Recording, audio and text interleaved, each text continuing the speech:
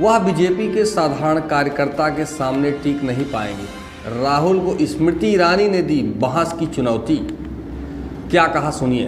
केंद्रीय महिला एवं बाल विकास मंत्री स्मृति ईरानी ने कांग्रेस नेता राहुल गांधी को निशाने पर लिया है।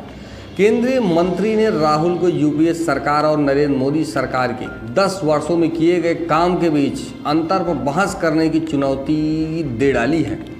इसके साथ उन्होंने दावा किया है कि राहुल गांधी भाजपा के साधारण कार्यकर्ताओं के सामने भी नहीं टिक पाएंगे। स्मृति ईरानी का राहुल गांधी को चुनौती।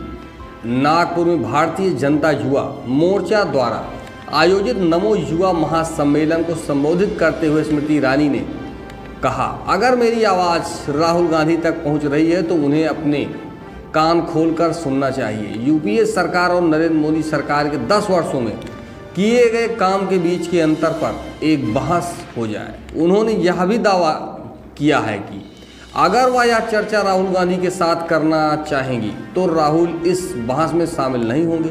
केंद्रीय मंत्री ने आगे कहा कि राहुल भाजपा के सामने कार्यकर्ताओं के सामने भी टिक नहीं पाएंगे। भाजपा ने अपने 3 प्रमुख वादों को पूरा किया है। स्मृति ईरानी इस महासम्मेलन में स्मृति ईरानी ने कहा, मैं गारंटी देती हूं कि राहुल गांधी के सामने अगर युवा मोर्चा का एक कार्यकर्ता भी बोलना शुरू कर दे तो वह राहुल बोलने की ताकत खो देंगे। स्मृति ईरानी ने बताया कि इन 10 वर्षों में भाजपा ने अपनी घोषणा पत्र में किए 3 प्रमुख वादों को पूरा किया है। उन्होंने कहा कि घोषणा पत्र में जम्मू कश्मीर राज्य का विशेष दर्जा खत्म करने वाले अनुच्छेद 370 को हटाना, विधायिका में महिला आरक्षण और राम मंदिर निर्माण, ये 3 प्रमुख वादे थे जिन्हें भाजपा ने पूरा किया है।